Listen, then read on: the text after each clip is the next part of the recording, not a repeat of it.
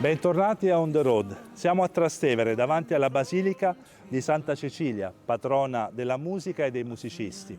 Questa giovane donna romana, di famiglia nobile, conobbe il messaggio di Gesù, divenne cristiana e per non tradire la fede in Gesù Cristo fu martirizzata nel III secolo. Da allora questo è diventato un luogo di silenzio, preghiera, che ha accolto milioni di pellegrini che sono venuti a pregare sulla tomba di Santa Cecilia, e questo luogo accoglierà i pellegrini che nel prossimo giubileo troveranno qui un'oasi di contemplazione e di pace.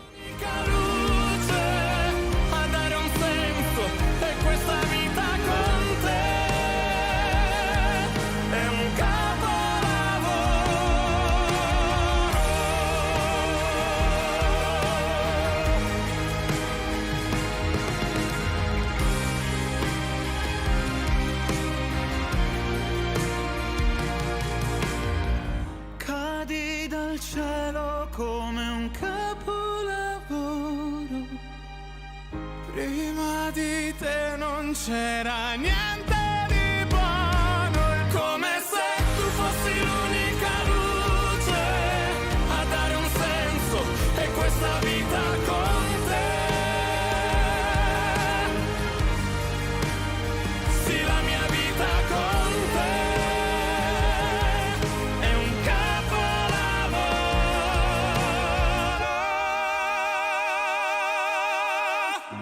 Walter, buongiorno. Ehi, ciao Piero. È un posto magnifico. Ciao Gianluca, che bello incontrarvi qui.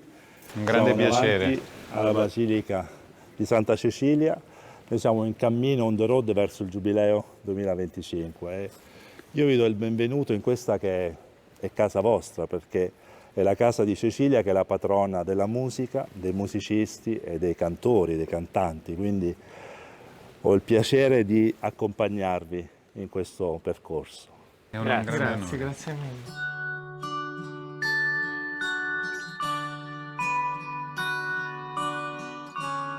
È proprio la musica che vi ha fatto incontrare, vero?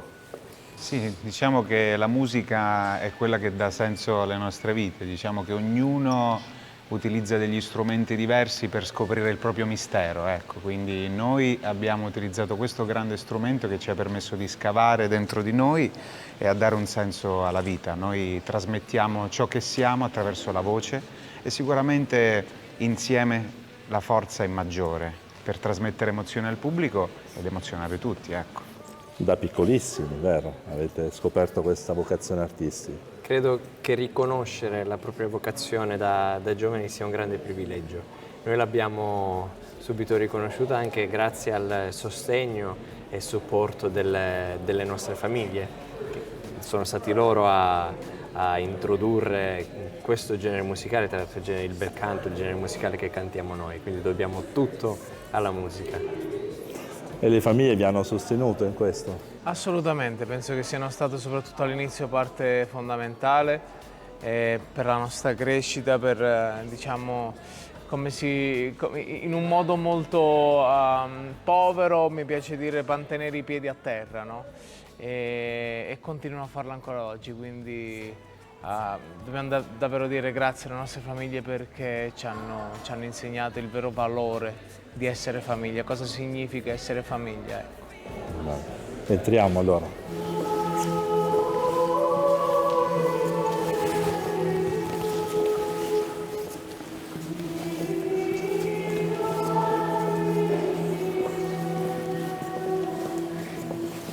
Guardate, che meraviglia.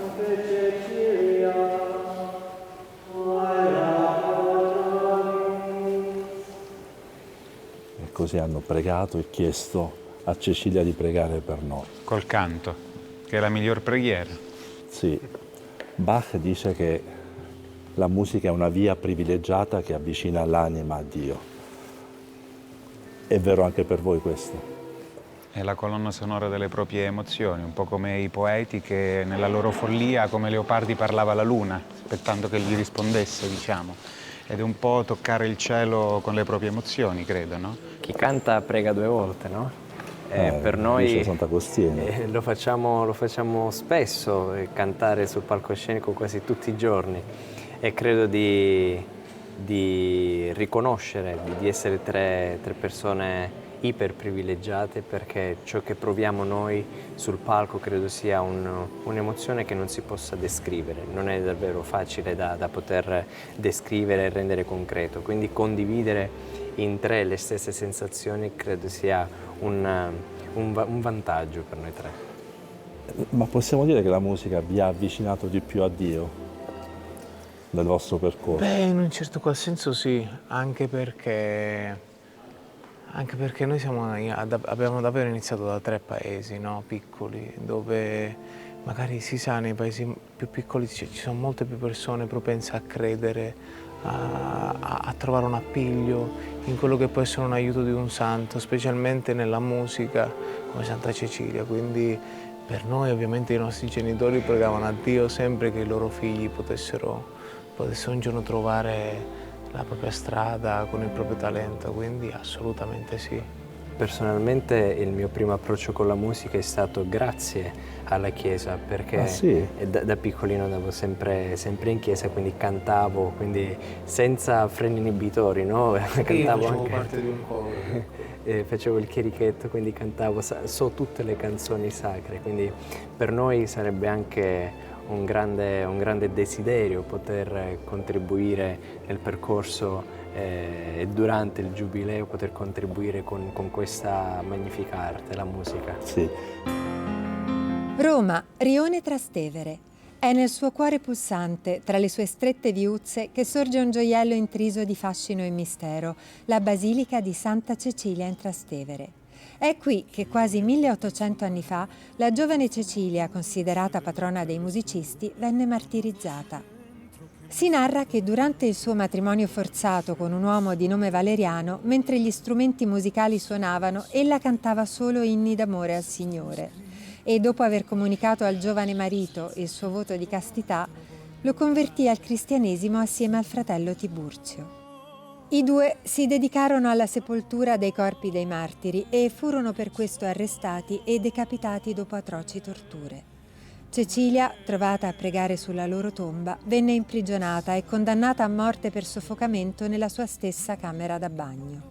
Ma nonostante i vapori caldissimi ai quali fu sottoposta, riuscì a sopravvivere. Il prefetto Almachio diede quindi ordine di decapitarla, ma anche questa volta i 3 colpi di spada che le vennero inferti non riuscirono a staccarle la testa dal collo ed ella morì dopo 3 giorni di agonia, durante i quali riuscì a convertire tutti i suoi familiari al cristianesimo.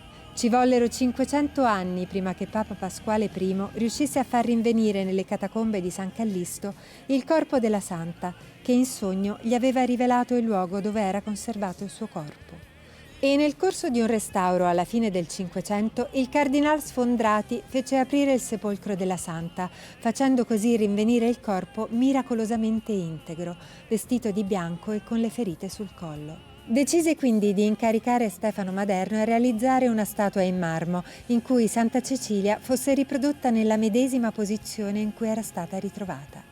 Con la sua storia millenaria, la sua arte sublime ed i suoi misteri, la Basilica di Santa Cecilia è molto più di un luogo di culto. È un simbolo di spiritualità e tradizione che si perpetua attraverso i secoli per i fedeli di tutto il mondo. Dimmi che sei, non mi sbaglierei mai. Dimmi chi sei, che sei il mio unico grande amore.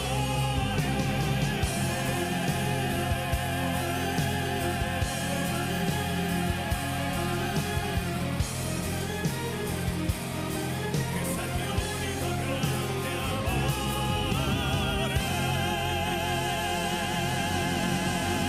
Avete già cantato alla presenza del Santo Padre, di Papa Francesco, no? Un incontro dei giovani e un incontro mondiale delle famiglie con le vostre famiglie. Cosa ha rappresentato per voi? Ma guarda, la prima volta è stata a Panama. Ed è Giornata stata mondiale la della giornata mondiale della gioventù, e per avere 1 milione di giovani davanti, no? Mi ricordo che dopo aver cantato commentavamo questo, c'era un'energia che poi era un altare, non era un palco, era un altare gigantesco. E si avvertiva questa energia, non so, sembrava davvero magnetica. Un silenzio assordante. Era un silenzio assordante, una di quelle esperienze che davvero ti succedono poche volte nella vita. E quello è dato dall'energia, perché alla fine penso che le persone sono energia, la vita è energia.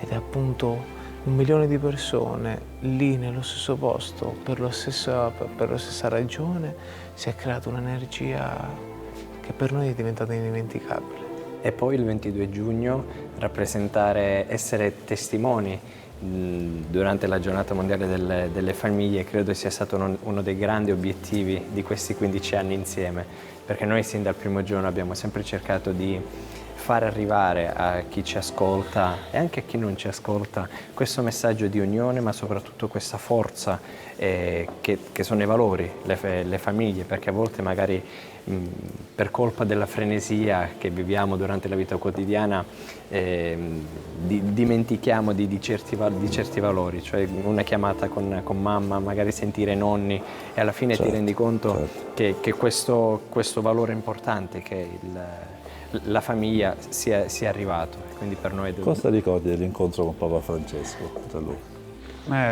Ovviamente la grandezza di una persona si dimostra dalla sua umiltà, io credo, no? E quindi la sua umiltà è un esempio per tutti noi, che tanti giovani che comunque vivono un momento difficile in questa nostra epoca, rivedersi in una persona che realmente può essere un familiare, chiedere un consiglio, ammirarlo da lontano in tutte le parti del mondo. Credo che questo comunque sia la cosa principale, e anche per noi artisti, perché poi la musica è un po' un elogio della follia, se ci pensi, perché non c'è razionalità, nulla si crea dalla razionalità. Tutto questo, artisti che si sono ispirati in un cammino spirituale, perché solo attraverso la spiritualità si può creare qualcosa di meraviglioso, ed è un po' quello che stiamo facendo noi con la nostra musica. La nostra creatività prende un appiglio dalla nostra follia, dalla nostra quasi infantile follia, se ci pensi.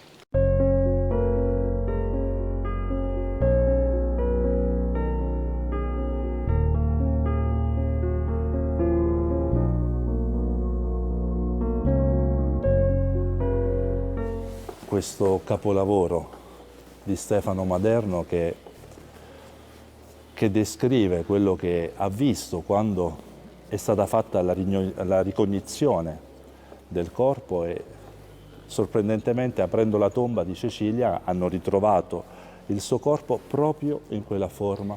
Di quale anno stai parlando? Allora, la ricognizione fu fatta nel 1599 e Stefano Maderno lo ha scolpito in marmo nel 1600.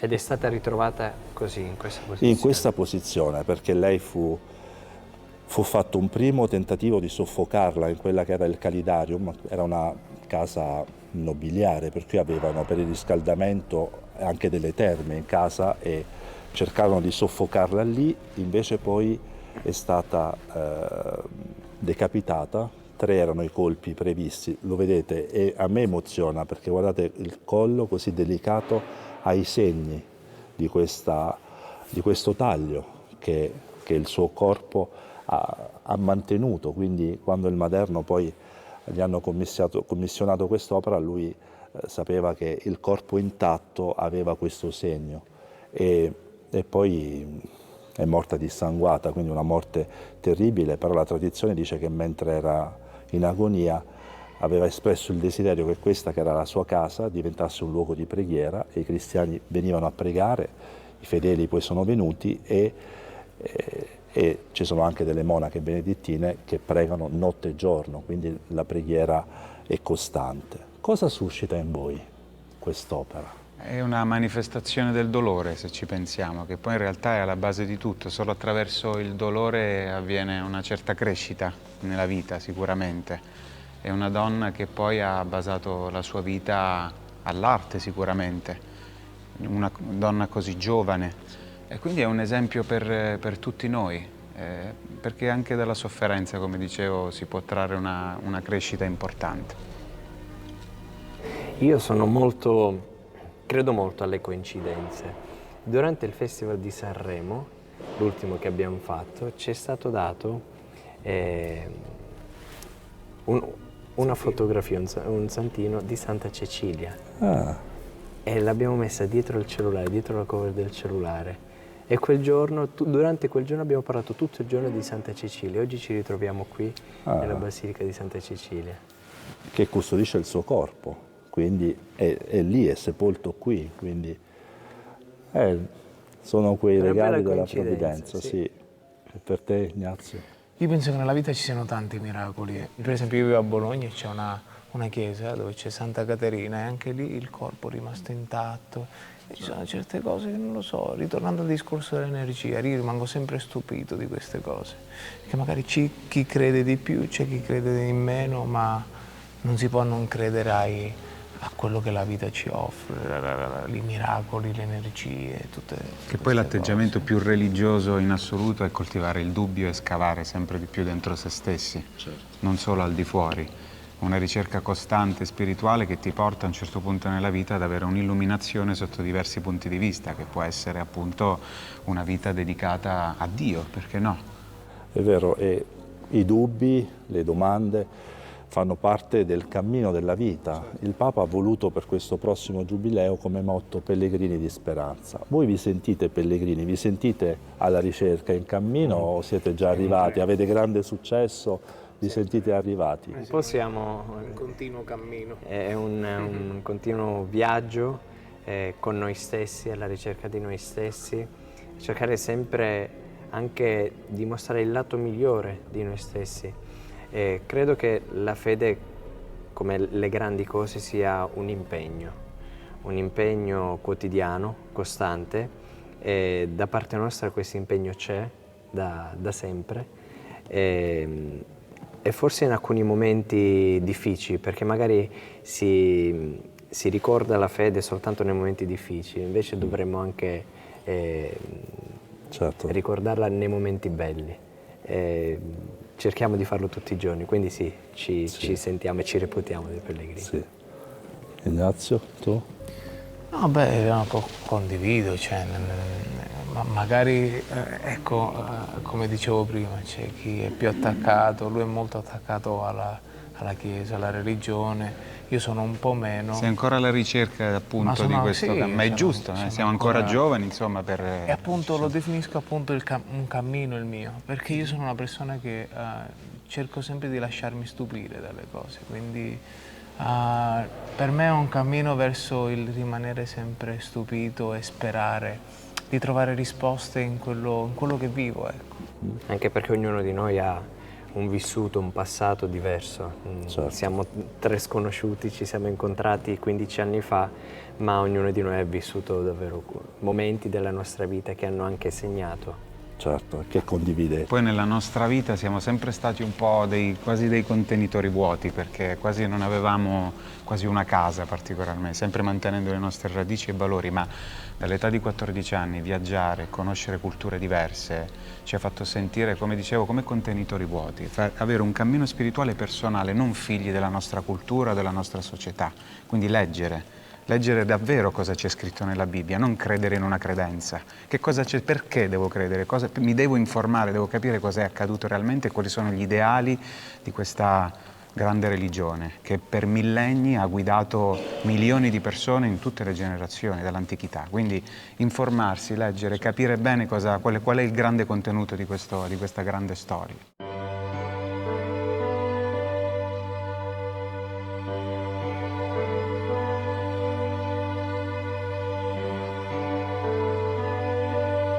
Come sta madre? Piacere conoscere. Lei è la madre Badessa, madre Maria Giovanna, Piero, Gianluca e Ignazio, che sono venuti, loro quest'anno erano a Sanremo e gli hanno regalato un'immagine di Santa Cecilia che hanno tenuto sul cellulare e quindi oggi erano felici di stare qui a pregare la loro patrona. Auguri, Grazie, grazie. Che Dio vi benedica e vi protegga e guidi il vostro cammino. Grazie mille. Grazie mille. Arrivederci. Grazie.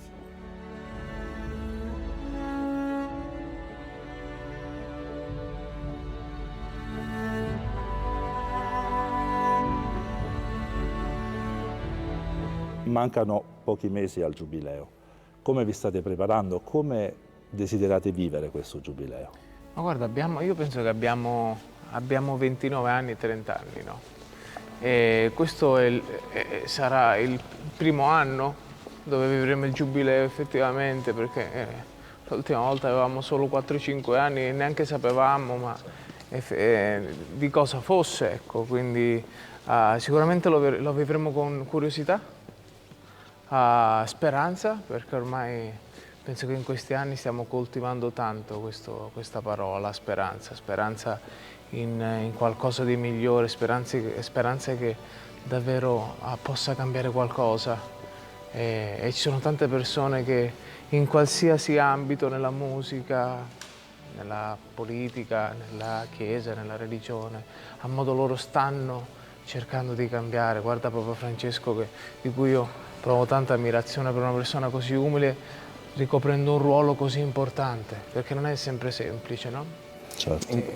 In qualche modo il nostro più grande desiderio è poter contribuire con la nostra arte, con la musica, anche perché in passato abbiamo avuto modo di vivere queste esperienze uniche e credo che l'anno del Giubileo, l'apertura del Giubileo sia un momento importantissimo per tutti. È stata un'esperienza bellissima. Grazie. Ti vogliamo ringraziare.